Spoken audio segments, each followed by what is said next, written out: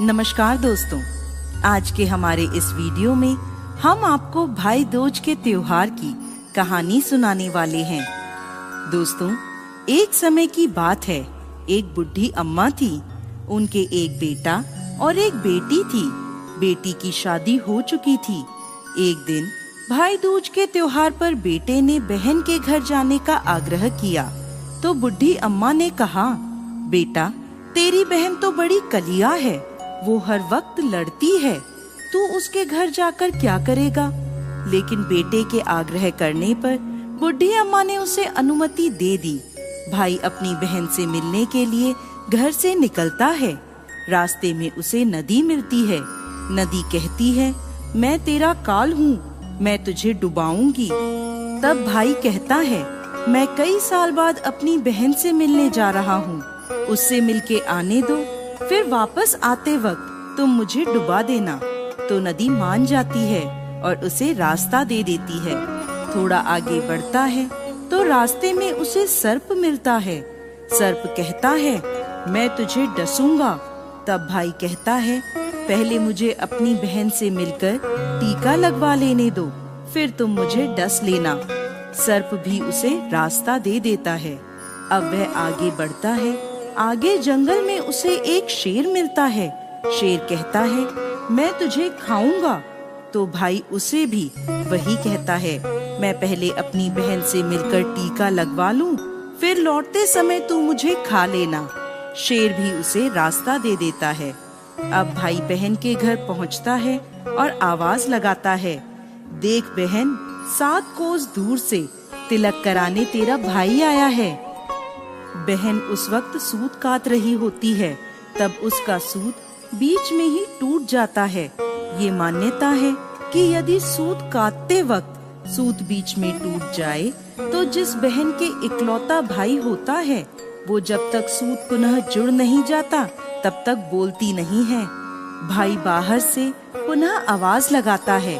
भाई की आवाज सुन जब बहन जवाब नहीं देती तो भाई मन में सोचता है, मुझ गरीब से मेरी बहन बात नहीं करना चाहती। माँ सही कहती थी, मुझे यहाँ नहीं आना चाहिए था। ये सोचकर वह वापस जाने लगता है। इतने में बहन का सूत पुनः जुड़ जाता है और वह भाई को आवाज देती है और उसकी तरफ दौड़ती है और उसे बात ना करने का कारण बताती है। फिर प्यार से और स्नेह से उसे घर में ले जाती है। अब वह अपनी सहेली पड़ोसन के घर जाती है और उससे पूछती है, सहेली, कोई जान से भी प्यारा मेहमान आए तो क्या करना चाहिए।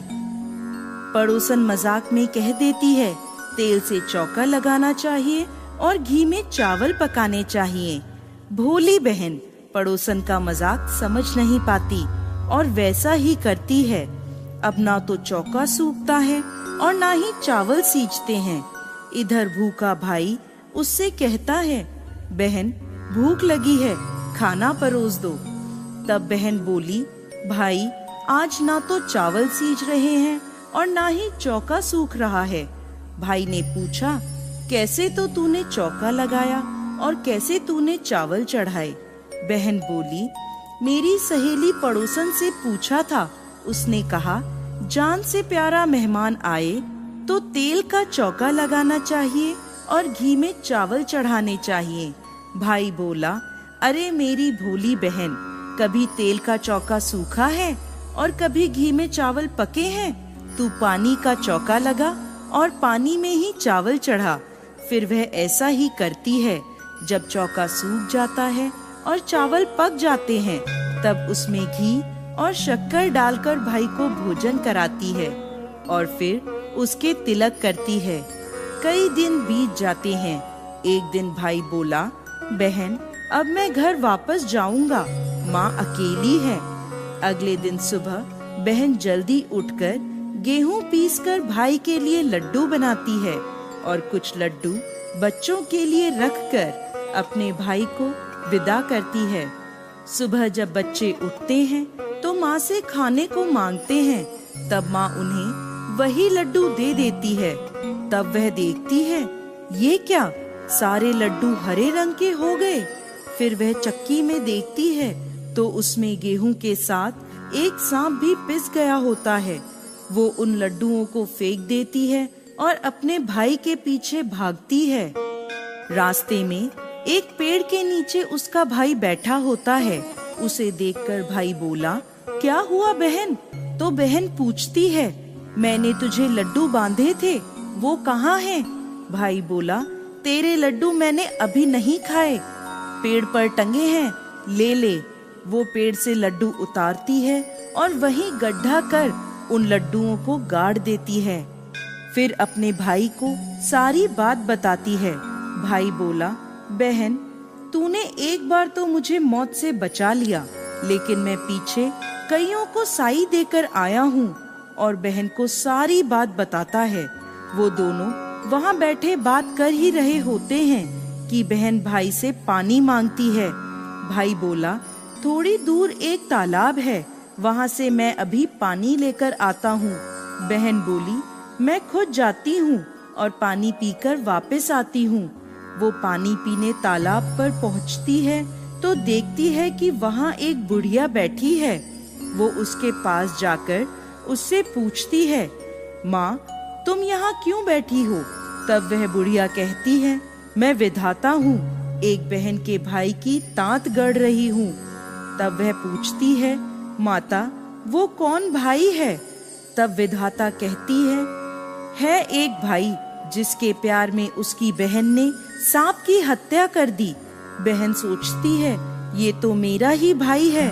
वह घबरा जाती है और विधाता से पूछती है, माता उस भाई को इस श्राप से बचाने के लिए क्या करना होगा? विधाता उसे बताती है कि उसकी एक बहन है। जब वह उसे गालियां दे और उसकी शादी होने तक यदि वह हर घात को टाल देती है तो उसका भाई बच सकता है। वो तुरंत अपने भाई के पास जाकर उसे कहती है, भाई मैं तुझे माँ के घर तक छोड़ने चलूंगी, लेकिन रुक, मैं अभी आती हूँ। और वो शेर के लिए मांस, सांप के लिए दूध और नदी के लिए ओढ़नी लाती है और दोनों भाई बहन आगे बढ़ते हैं। रास्ते में उन्हें पहले शेर मिलता है। जैसे ही वो भाई को खाने के लिए आगे आता है, बहन उसके आगे मांस का टुकड़ा डाल देती है। शेर मांस के टुकड़े को खाने में लग जाता है और दोनों भाई बहन आगे चलते हैं। आगे उन्हें वो सांप मिलता है। जैसे ही सांप उसे डसने के लिए आगे आता है, बहन सांप के आगे दूध का प्याला रख देती है। सांप दूध पीने लगता है। वह दोनों अब आगे चलते हैं। रास्ते में उन्हें नदी मिलती है जो भाई को डुबाने को तैयार होती है, पर बहन नदी को ओढ़नी उड़ा देती है। खुश होकर नदी रास्ता दे देती है। अब वह दोनों भाई बहन आगे बढ़ते हैं और अपने घर पहुंच जाते हैं। बेटी को देखकर माँ खुश हो जाती है, पर बहन उसी समय भाई को गाली देने लगती है। तब माँ बेटे से कहती है, इस कलिया बहन को क्यों ले आया? तब भाई बोलता है, माँ बहन तो बहुत अच्छी थी, पता नहीं घर आते ही इसे क्या हो गया। थोड़े दिनों में भाई का रिश्ता आता है। तब सब कहते हैं, बहन पागल तो है पर भाग्यवान है। पर जब ससुराल वाले सगाई की मिठाई लाते हैं तो बहन कहती है, इसकी मिठाई क्यों बांटते हो, पहले मेरी बांटो। कई बड़े बुजुर्ग बोले, इसे भी भाई के साथ बिठा दो। सगाई शुरू होती है, वहाँ आग लग जाती है। बहन को तो पता ही था कि उसके भाई की घात है। उसने तुरंत ही वह आग बुझा दी। अब कुछ दिन बाद शादी के कार्यक्रम शुरू होते हैं, परंतु बहन हर समय भाई के साथ रहती थी। जब भाई की निकासी होने लगी तब बहन बोली, अरे इसकी निकासी क्या करते हो, पहले मेरी निकासी करो और इसे पीछे के दरवाजे से लेकर जाओ। बहन के इतना कहते ही आगे का दरवाजा टूटकर गिर जाता है। सब कहते हैं, भले ही बहन कलिया है पर बराबर भाई की जान बचा रही है। जब भाई फेरों में बैठता है तो फिर बहन कहती है, इसकी जगह मैं फेरों में बैठूंगी। शादी के बाद जब दूल्हा दुल्हन की रात जागती है तो बहन कहती है, इसकी नहीं, पहले मेरी रात जगाओ। कई लोग बोले, बीच में पर्दा लगाकर इसे भी साथ में सुला दो। रात में जब भाई भाभी सो जाते हैं तब वहाँ एक सांप आता है। बहन तो तैयारी में ही बैठी थी, वह उसे पकड़कर टोकरे में रखकर सो जाती है। आज वह कई दिनों में निश्चिंत होकर सोती है। इधर उसकी माँ सोचती है, बेटी के उठने से पहले ही मेहमानों को विदा कर देती हूँ, वरना फिर शोर मचाएगी। जब बेटी उठकर देखती है घर में कोई नहीं दिखता, माँ से पूछती है, माँ सब मेहमान कहाँ चले गए? तब माँ कहती है, बेटा सब मेहमानों को विदा कर दिया है। तब बेटी कहती है, माँ सब मेहमानों को वापस बुलाओ, तभी मैं विदा होऊंगी। उसके कहने के अनुसार माँ सभी मेहमानों को वापस बुलाती है। तब वह माँ से कहती है, माँ आज के दिन के लिए ही मैंने पालने में पूत और चूल्हे पर दूध छोड़ा था और पागल हो गई थी। मेरे इस भाई पर 7 घात थी, वो टालने के लिए मैं ऐसा कर रही थी। उसकी यह बात सुनकर माँ और भाई बहुत खुश हो जाते हैं और सबसे पहले अपनी बेटी को विदा करते हैं और उसके बाद सभी मेहमानों को विदा करते हैं।